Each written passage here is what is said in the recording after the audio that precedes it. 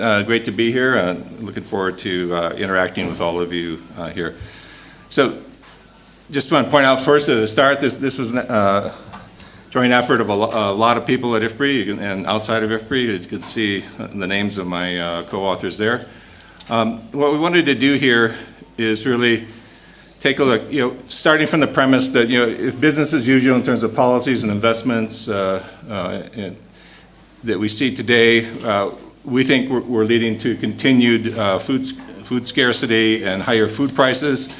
The challenges we're facing, we've heard some already during these meetings, include climate change, water scarcity, biofuel demand competing for land for food production, significant growth in income, including now in Africa, which has a very high propensity to consume food out of growth in income, adding another stream of demand for food. And population growth continues to be rapid in parts of the world, including Africa, which is going to account for about 80% of future growth of population out to 2050. These leads to growing threats to the land base, environmental preservation, water quality as well as quantity, and also continues to threaten the biodiversity in our fields, farms, and forests. A lot of evidence is out there that agriculture research and development investments is a very important part of growing enough food for the future. But in general, these have been very aggregated studies, which basically look at dollars of investment and how much that increases productivity growth in the long run. So what we wanted to do here is to look at more disaggregated impacts of specific technologies and on a detailed basis by countries and even subnational, in addition to a global perspective. We've all seen the past several years, the rapid run-up in real global cereal prices. You can see that graph on the left there.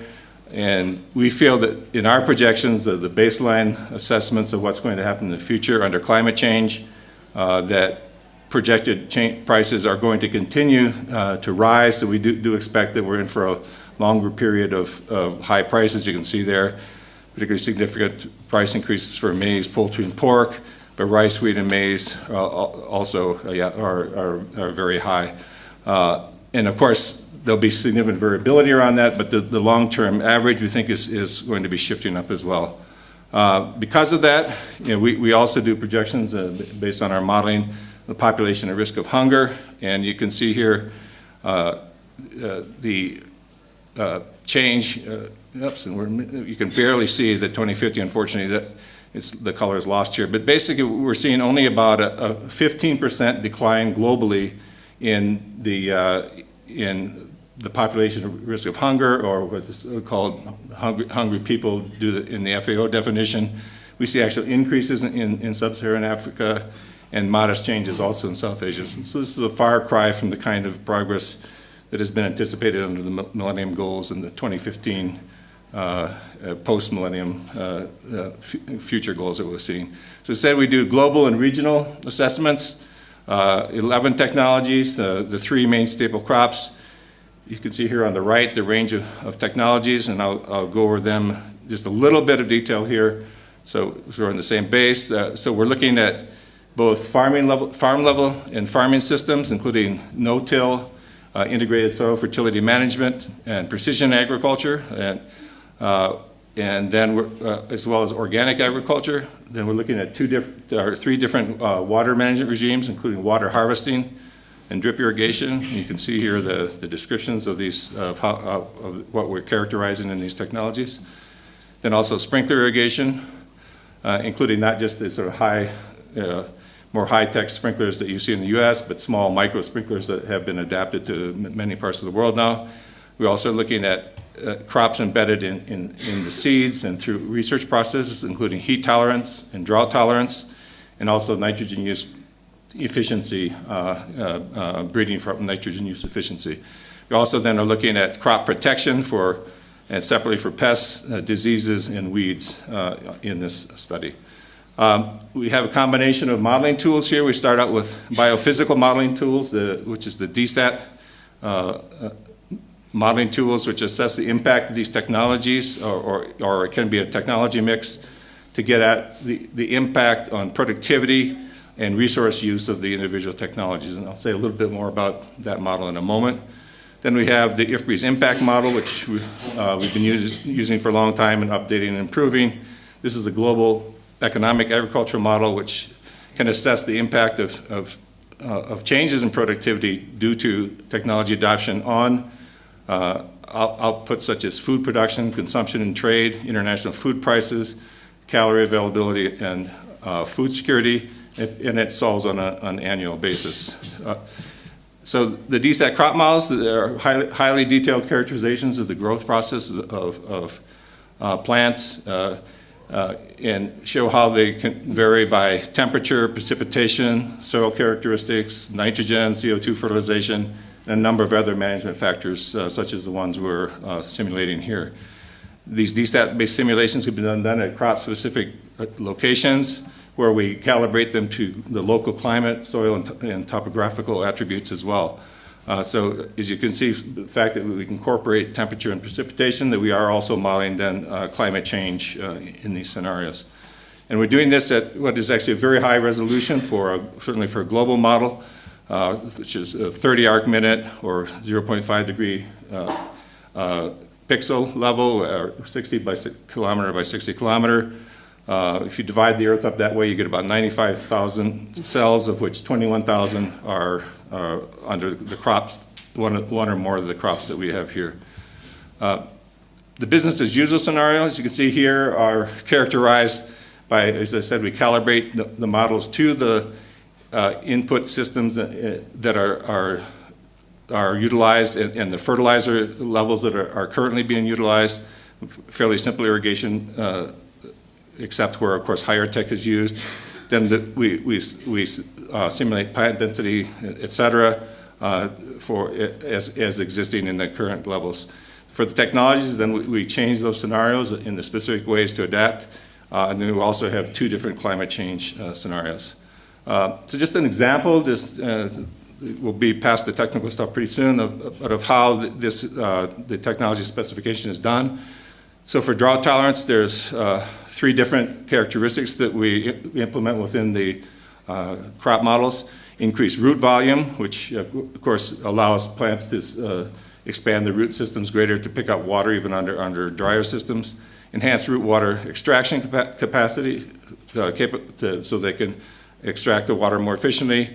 And for maize, there's also reduced sensitivity to what's called ASI, antithesis to silking interval, which is the area of most sensitivity to drought in maize. So we're able to capture those kinds of effects.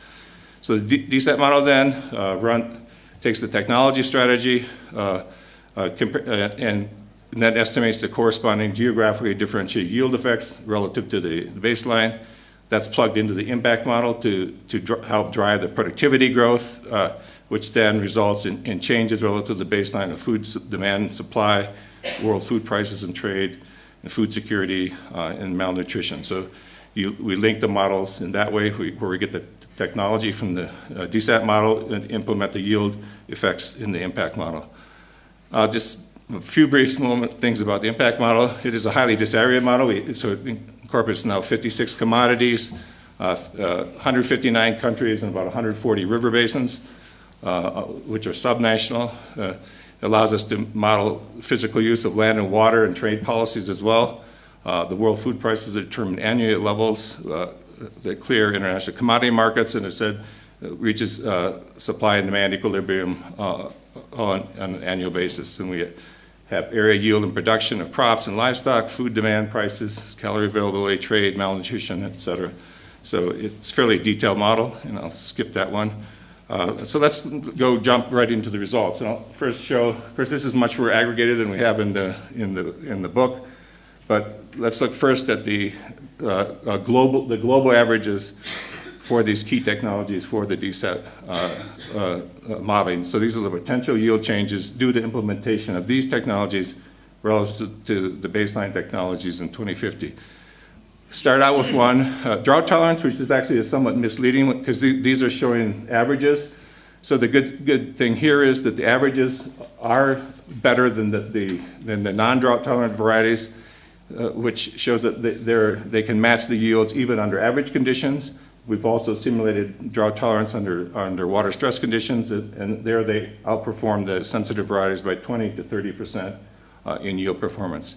Heat tolerance, as you can see, particularly for maize and wheat, has a very big impact on yields in 2050. Again, a lot of that is counteracting the impacts of the climate change effects that would otherwise occur. The farm level management, including integrated soil fertility management, nitrogen use efficiency, and no-till, as you can see, have very substantial effects. We don't do no-till in rice. That's not really an option there. And I'll show you a little bit of a caveat on no-till, because this is highly dependent on the assumptions regarding long-term management.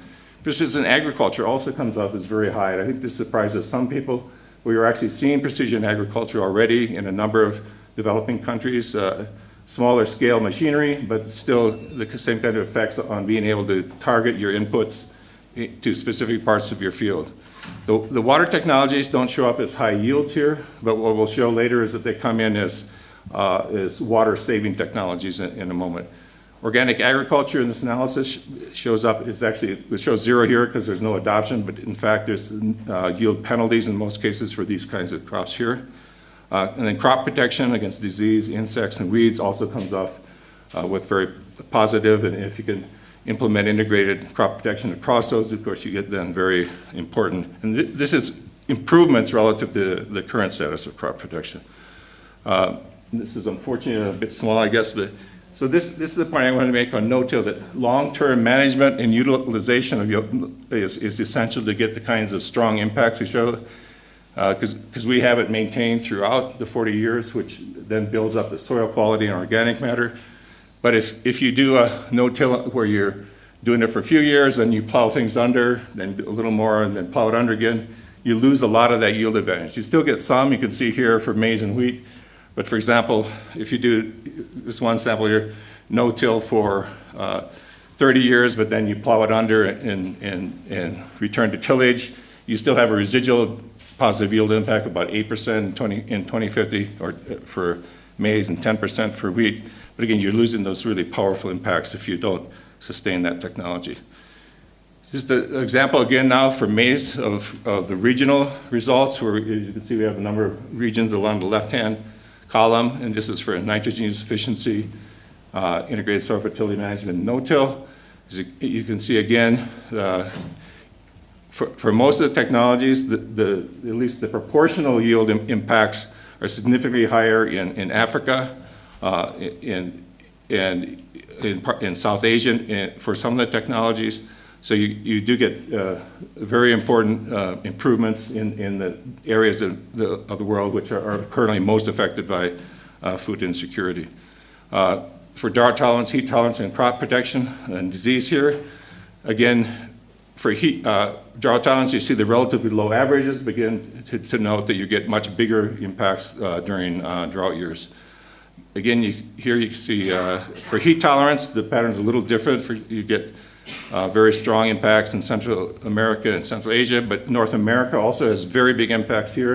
And that's because in this particular climate change scenario, there's very high temperature increases in the US Corn Belt in particular, leading to that very high then positive effects. Again, South Asia, West Asia also have very big impacts, and crop protection also shows up strongly across the board. As I mentioned, the other thing that we looked at besides yield for some of these technologies is the efficient use of resources, and here we're looking at changes in nitrogen productivity and nitrogen use efficiency under no-till and under the crop breeding for nitrogen use efficiency. If we just look at, say, let's look at wheat as an example. We have rain-fed on the left, then irrigated, and this shows that the benefits of these technologies include not only the yield benefits I showed earlier, but significant reductions in nitrogen losses, increased nitrogen productivity, and then therefore reduced greenhouse gas emissions, because you're significantly reducing the amount of nitrous oxide that is emitted to the atmosphere. So that as you see in the box for that one, for wheat you get 28% less nitrogen loss and 28% more nitrogen productivity, and you can see similar numbers for the others. Another area where these technologies help is on efficient use of water resources, and here we're looking at sprinkler and drip irrigation, and we have two levels of irrigation, two levels of rainfall, less than 500 millimeters and greater than 500 millimeters. And you can see that it's, of course, when water is more scarce, these technologies are particularly important. Wheat, again, with drip irrigation, you see 28% less water applied, 22% more water productivity. So again, with these improved irrigation technologies, you get increased water savings and increased water productivity. We then go and take these technology impacts, potential impacts, and then, as I said, simulate them in the impact model. And to do that, of course, you have to have assessments or projections of the adoption rates of each of the technologies. For this, we did a variety of scenarios, sensitivity analyses. I'm showing you the results for the adoption ceilings that you can see here, which vary from about 40% adoption to 80% adoption. And this is through both assessment of the cost of implementation of these technologies and also some expert opinion surveys that we did to show so this is sort of a medium level that we showed. So for here then, we can look again, we simulate those technology changes through the model and look at the percentage change in total production. So we looked at yield before, now these are total production changes, assuming those adoption pathways. And you can see that, of course, they're still strong, but they're lower because once you shock you increase the initial increase in productivity, that drives down prices somewhat, so you get a little bit reduction in the initial impact. Then you also get, as I'll show in a moment, some changes in area, but you're still seeing very significant increases across these technologies, many of the technologies. What are the price effects? Here we're looking at, of course, we looked at them individually, but we also can look here at the price effects of technologies in 2050 compared to the baseline. We're assuming the adoption of technologies at the rates I showed you. And as you can see here, these technologies, if adopted as we estimated, have very large impacts taken together on food prices. They would in fact eliminate those price increases that I showed you earlier for the baseline. For maize, almost 50% reduction relative to the 2050 baseline, and rice and wheat around 40%. Another very important result, I think, is the percentage change in harvest area in 2050 compared to the baseline for each of these three crops. So that because you're growing a lot more food per hectare, you utilize over time lower area as well, because with those price declines, there's not the incentive to push out into the more marginal areas or to convert forests into crop production. So this again shows a very significant benefit of adoption of technologies. Food security effects, again, combined, we have two different indicators that we estimate in the model. One is malnourished children. There's the population at risk of hunger, which utilizes the FAO definition. See, malnourished children it's a harder measure to move because there's so many other things involved, but we still get a 10% reduction in the number of malnourished children relative to the baseline. And for population at risk of hunger, it's a very large improvement and a reduction of more than 35% in the population at risk of hunger, which would greatly improve those numbers I showed you earlier for the baseline. So I wanted to just wrap up with a few key messages. Obviously, it showed the adoption of technologies significantly reduces food prices compared to the climate change baseline. We also found that farmer adopters, at least, will increase real incomes because the technological change that they get is even faster than the price decline, but it should be noted that those who don't adopt will tend to lose somewhat, at least on the production side, on the income side, although they would still gain from benefits from lower prices for the food they buy. As mentioned, the number of people at risk could be reduced by about 36% compared to the baseline. The improved land management technologies that we had, like no-till, precision agriculture, had very large yield impacts in many of the regions. Nitrogen use efficiency had that strong yield impacts together with the reduction of environmental impacts from fertilization. The heat-tolerant varieties showed up to be very key in terms of reducing the projected negative impacts of climate change. Drought-tolerant varieties perform as well as susceptible varieties, I mentioned, under no drought stress with significant yield benefits under drought conditions. Crop protection, as we saw, for all three types has strong positive yield impacts. And the way we model it, that come from either utilization, careful utilization of chemicals, or also from integrated pest management techniques. One thing that you didn't show the comparison for many cases, but the impacts of these separate individual technologies are higher under irrigation. So irrigation in general, even the normal irrigation, facilitates the impact of the technologies. We saw the large regional differences in ag technologies, which shows the importance of targeting to specific regions, and of course even specific countries.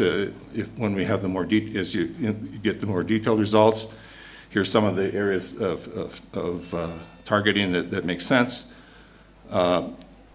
Organic agriculture, as mentioned, it's not really a preferred strategy for the three crops. You just cannot get enough nutrients to the crops under organic agriculture to boost the yields enough to boost yields. So it can have a strong role in niche high-value markets, say around cities in the developing world, and you've seen the significant developments there, but it's not an option really for this sort of broad-based feeding of the world in staple crops at least. So the undergrowing natural resource scarcity, these technologies that reduce resource use are of particular value, and that included no-till, ISFM, nitrogen use efficiency, precision agriculture, and drip and sprinkler irrigation. So how do we go from here? Obviously, these technologies don't go out and adopt themselves in farmers' fields. So to get the kinds of payoffs that we're seeing here, a lot more has to be done. Of course, I think this makes a strong case for crop and we didn't do the livestock here, crop breeding that targets those important abiotic and biotic stresses such as drought, heat, and pests. The nexus of these farm management systems came out very strongly. I have to say stronger than I expected them when we started out. Things like precision agriculture, minimum tillage, integrated soil fertility management, integrated pest management come out with very positive impacts over time.